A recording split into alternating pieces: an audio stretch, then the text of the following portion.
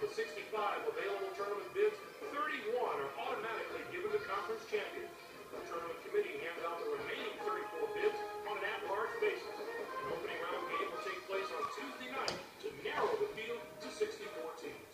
But before we unveil the brackets for this season, here's a look at the final top 25 media poll of the season. There's at least one change in the rankings to tell you about. A new team has made the top 25 this week. The Tennessee Volunteers break into the poll as the number 21 team. The media rankings are what everyone's been following for the last 4 months. But in just a minute, the selection committee's opinion is going to be the only one that matters.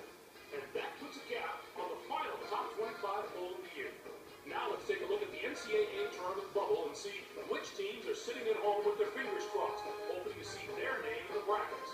There are a lot of worthy candidates among these 10 teams, Clark. Which of these bubble teams stands out to you right now? The Kentucky Wildcats. My old team. With a better regular season finish.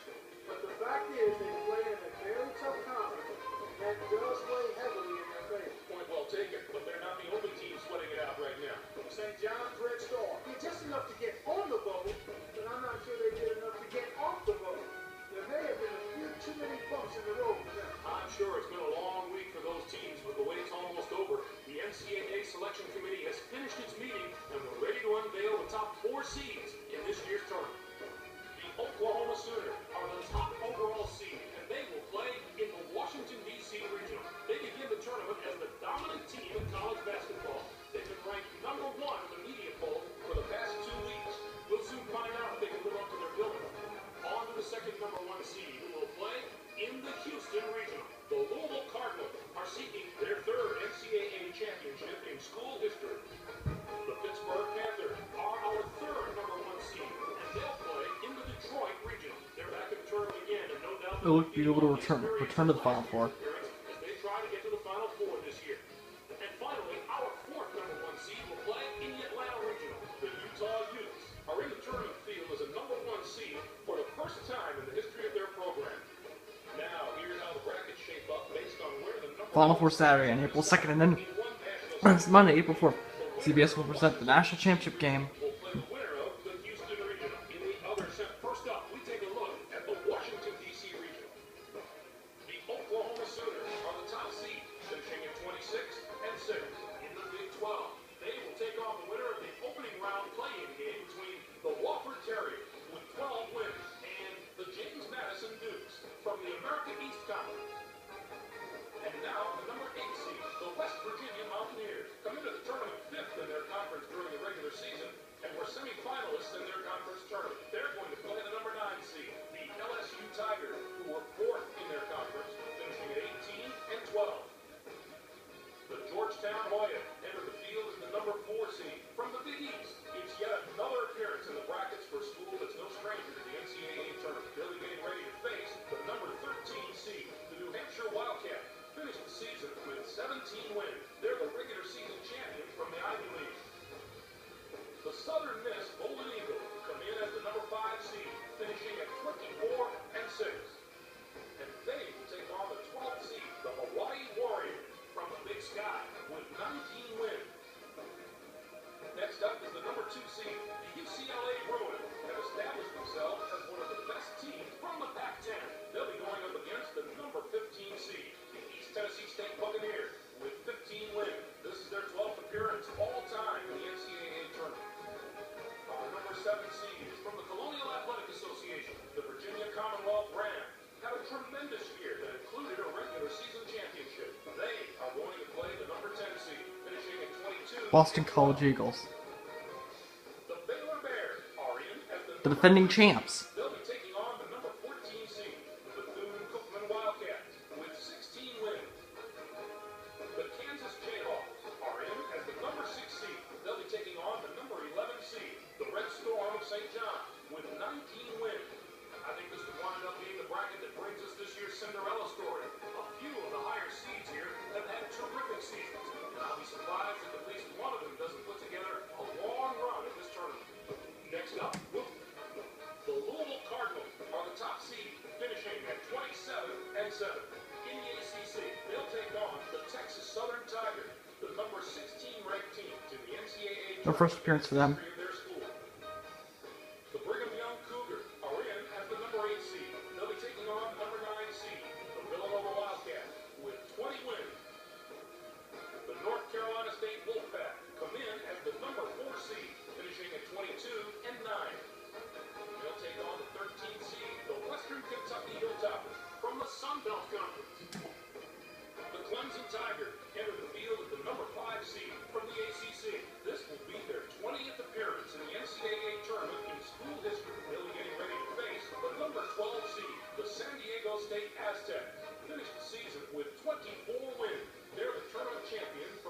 Mountain West Conference.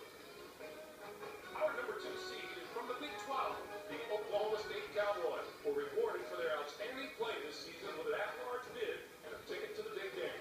They're going to play the number 15 seed, the Mountaineers of Mount St. Mary, who came in first in their conference tournament, finishing at 22-10. Next up is the number 7 seed, the Butler Bulldogs, have established themselves as one of the best teams from the Big East. They'll be going up against the number 10 seed, the Iowa State Cyclones, with 18 wins. They return once more to the very familiar. The Florida Gators are in as the number 3 seed. They'll be taking on the number 14 seed, the Tennessee Tech Golden Eagles, with 15 wins. And now the number 6 seed, the Evansville Purple Aces, come into the tournament first in their conference during the regular season and were winners of their conference tournament. They are going to play the number 11 seed, the South Florida Bulls, who came in first in their conference tournament, finishing at 26-6. On the surface, I have to say this regional might be the most difficult of the 4. Certainly the depth of quality teams here is very impressive. Whoever emerges from this bracket will have been through some battle. On to our third bracket. The Pittsburgh Panthers are the top seed, finishing at 26-7. In the ACC, they'll take on the Harvard Crimson, the number 16 ranked team. This is their third appearance in the NCAA tournament in school history. Our number 8 seed is from the ACC. The North Carolina Tar Heels were rewarded for their outstanding play this season with an at-large bid and a ticket to the Big Game. They're going to play the number 9 seed, the Marshall Thundering Herd, who were third in their conference, finishing at 19-11. The Creighton Blue Jays enter the field as the number 4 seed from the Big East. This marks their 22nd appearance in the NCAA tournament in team history. They'll be getting ready to face the number 13 seed, the Loyola College Greyhounds. Finished the season with 20 wins. They're the tournament champion from the Metro Atlantic Conference. The Illinois Fighting Illini are in as the number 5 seed. They'll be taking on the number 12 seed, the Mustangs of Cal Poly, with 20 wins. The Oregon Ducks are in as the number 2 seed. They'll be taking on the number 15 seed, the Wisconsin Milwaukee Panthers, with 16 wins. Next up is the number 7 seed, the Alabama Crimson Tide, have established themselves as one of the best teams from the SEC. They'll be going up against the number 10 seed, the Indiana Hoosiers, with 21 wins. They return. And now the number 3 seed, the Stanford Cardinals, come into the tournament as the 4th place team in their conference during the regular season and were semifinalists in their conference tournament. They are going to play the number 14 seed, the Ohio Bobcats, who came in first in their conference tournament, finishing at 17-14. The Tennessee Volunteers come in as the number 6 seed, finishing at 24-11. And they take on the 11th seed, the Xavier Musketeers, from the Big East, with 21 wins. There are going to be some incredible matchups in the later rounds of this bracket, and the top seeds can avoid the early upsets. We can look forward to some real heavyweight battles. And finally, let's have a look. The Utah Utes are the top seed, finishing at 25-7. In the Pac-10, they'll take on the Louisiana Commodores, the number 6 Calcutta Commodores. team to the NCAA Their first appearance ever for them. history of their school. Next up is the number 8 seed, the Georgia Tech Yellow Jackets, have established themselves as one of the best teams from the ACC. They'll be going up against the number 9 seed, the Providence Friars, with 22 wins. They return once more to the very familiar surroundings. The Michigan State Spartans are in as the number 4 seed. They'll be taking on the number 13 seed, the Boston University Terriers. Michigan State, one of the best 4 seeds I've seen in a long time. The Memphis Tigers come in as the number 5 seed, finishing at 22-7. And they will take on the 12th seed, the USC Trojans, from the Pac-10 with 22 wins. The Auburn Tigers enter the field as the number 2 seed from the SEC. This is their 15th appearance ever in the NCAA tournament. They'll be getting ready to face the number 15 seed, the Bucknell Bison. Finished the season with 16 wins. They're the tournament champion from the Patriot League. And now the number 7 Roadrunners of CSU Bakersfield. They are going to play the number 10 seed, the Oregon State Beavers, who were second in their conference, finishing at 22-9. The California Golden Bears are in as the number 3 seed. They'll be taking on the number 14 seed, the Texas A&M Corpus Christi Islanders, with 17 wins. Our number 6 seed is from the Sun Belt Conference. Louisiana Lafayette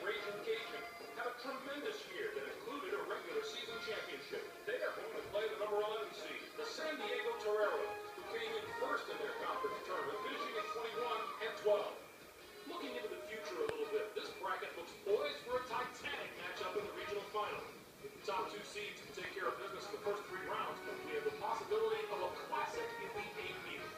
What are your thoughts on our top 16 seeds, Mark? Maybe I haven't agreed with the selection committee every year, but I think they did a great job this time. The top 16 look just about right to me. The Oklahoma Sooners are going to be very, very difficult to handle. I really like their chances in this tournament. I like their draw. Looking at the teams here, I'd have to say they're the class of the field. Now, let's bring the conference picture into focus. The Big East gets 18. The ACC with 7. 6 out of the Big 12. The SEC gets 5 teams. The Pac-10 with 5.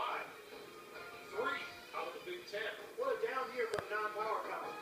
We showed you the bubble teams before. Now that we know who's in and who's out, what do you think of the selections, Mark? The Iowa State Cyclones got some very good wins over some very good teams, Greg. And that showed the selection committee that they can play with the toughest competition in the nation. While they start prepping for their first round game, the 5 teams on the other side of the page will be full-time students again. The Portland Pilots had a good shot in that large bid, or so I thought. But the bottom line this year was the bubble was too crowded with